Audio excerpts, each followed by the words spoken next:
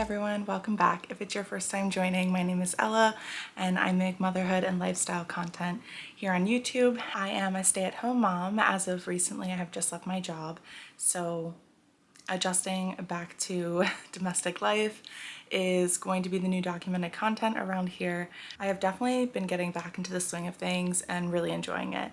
And I can't wait for all the fall things to be doing with my daughter and my husband. So I'm really looking forward to more time with my family. And that was the main reason that I left to begin with, was I just felt that I wasn't present enough in the home, especially with my daughter at this age. She's 18 months, going to be 19 months this month in October, and I just feel like there's so much more I have to give before I can kind of resume a working lifestyle.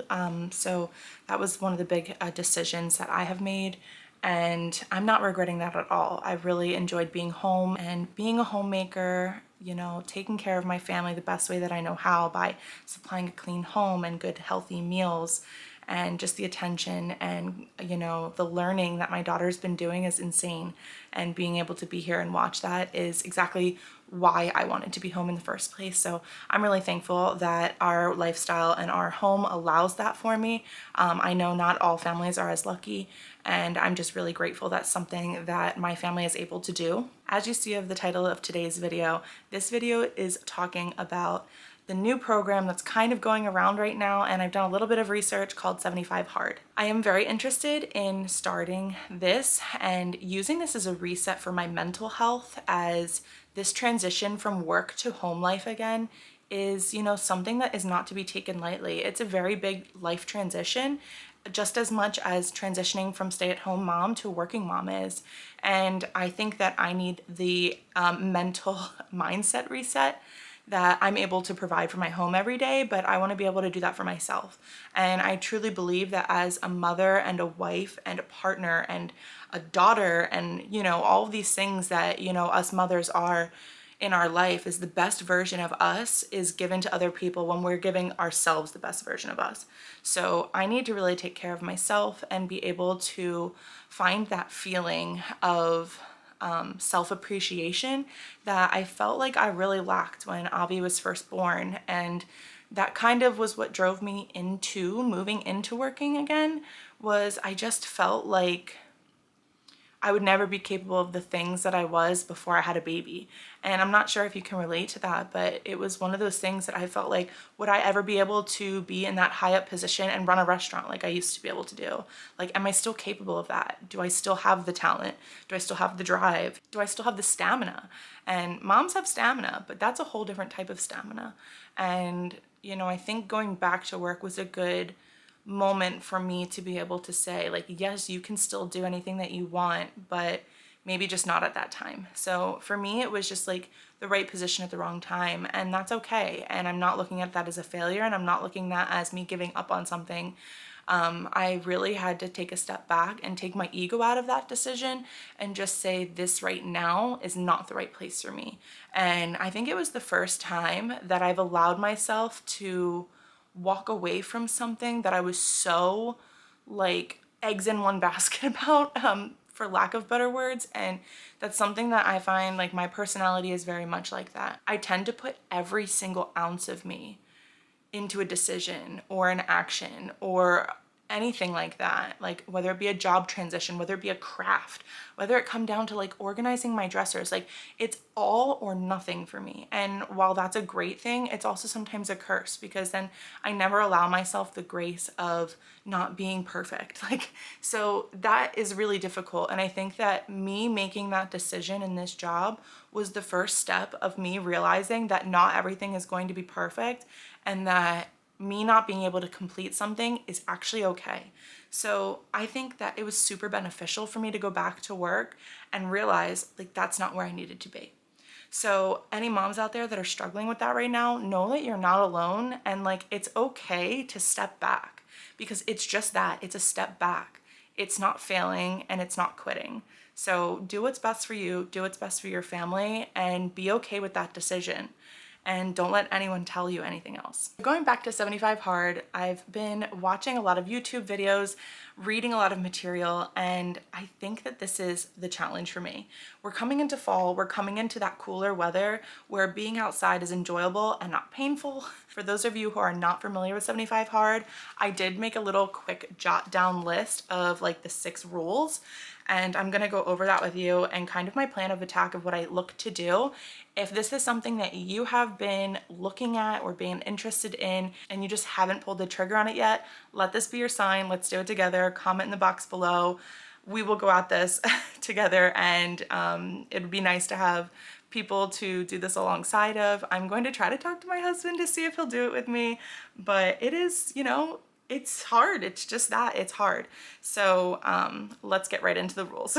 So rule number 1 is if you skip a day, you have to start over completely. That means if you skip any of the tasks that are required, if you have a cheat meal, if you do not follow any of those rules specifically, you have to start over day 1, not just like, oh, we'll just try again tomorrow. So that's kind of motivation to like, do you want to start over if you're at day 37? Probably not. Rule number 2 is pick a diet with no alcohol and no cheat meals and stick to it. I feel that diets are just extremely controversial, and to me, the word diet is so momentary where, you know, you should be living more of a lifestyle. So having a lifestyle change versus a diet, I feel are very two big different things. So specifically for me, the diet that I think I'm going to be choosing is not so much a diet, but more of kind of a new way of life that I'm going to be moving into. I've also done a lot of research on this, and I have friends who have done this successfully, and it's not feeling like they're giving up their entire life of this or that. And that is intermittent fasting. It's all based on your age versus your weight and kind of what is the best route for you as a person.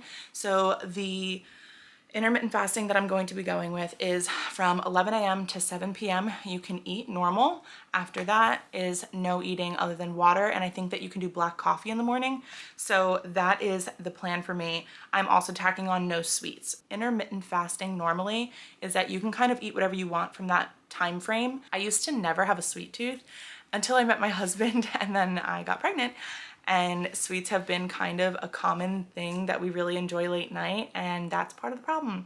Late night sweets is not good for you. Even though this is not a program about weight, it definitely has its benefits. So I am going to be taking out the sweet component and doing an 11 to 7 intermittent fasting. Rule number 3, drink a gallon of water a day. People, that is 128 ounces. That is a lot of water. I'm sometimes lucky if I get like 3 glasses of water in a day. And I know that that's like terrible, but that is honest and very transparent. That is, I think, is going to be probably harder to me than like intermittent fasting, to be completely honest with you. I do plan on ordering a nice water bottle that is 128 ounces, because if you are like me, if I have to refill my water multiple times a day, I'm not drinking it.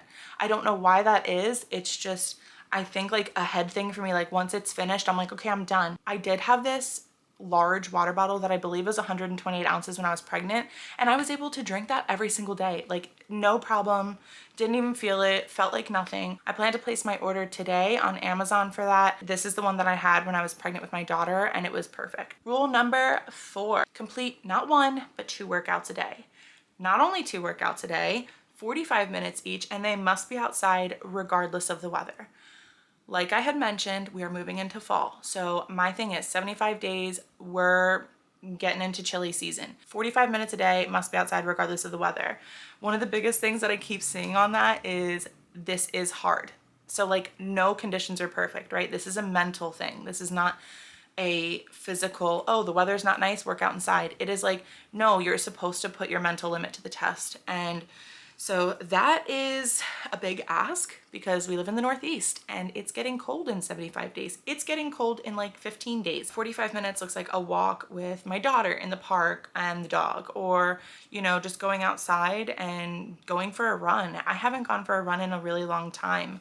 You know, granted, I did have a car accident back in 2017 that's really affected my entire right leg. So running, I don't really know where I'm at with that. And that might be something graduating into after 30 days, but at least this is something that's on my radar that I'm interested in doing, and we'll see how that goes. But I used to run a lot when I lived in Florida. I would run like 3 miles every single night when I got home from work. It was such a good mental space for me to be in at that time, and I did really enjoy it. So I am looking to hopefully get back into that. Rule number 5, read 10 pages of a nonfiction book. More specifically, a self-development kind of book, which I do have a good amount of those in my house. Some of them I have read in depth, and some of them I've just kind of started, and as most things, tapered off because I was working full-time and then being home and doing mom duties outside of work. Working moms, you guys, props. It's a lot. That one I'm actually really looking forward to. I am going to put together a little structure of my day of how I would like that to look, including wake up time, time to be in bed, and then I'm going to build in my 10 pages of reading into the time that I get into my bed so that I have that carved out space to do so. Number 6 is everyday progress photos. As vulnerable as that is, especially for someone like me who, after having a baby, I kind of feel like, yeah, my body is not where it used to be. Obviously, my body's not where it was when I was, you know, in high school or even when I was like living in Florida, and that's okay. I'm beautiful in other ways. I'm learning to love this body that I'm in. Progress photos are going to be vulnerable, but they're going to be real. I will put together material on this whole entire journey at the end of it and what that looked like for me. If you are, again, interested in doing that, I'll put some literature in the link in the description box below about some of the things that I've read about it. One of the YouTubers that I follow and watch a lot of her videos is Kylene Rodriguez, and she did the 75 hard, and she said it was really a great thing for her. She did do it with her husband. I do think that she kind of broke it down in a way that was really digestible for me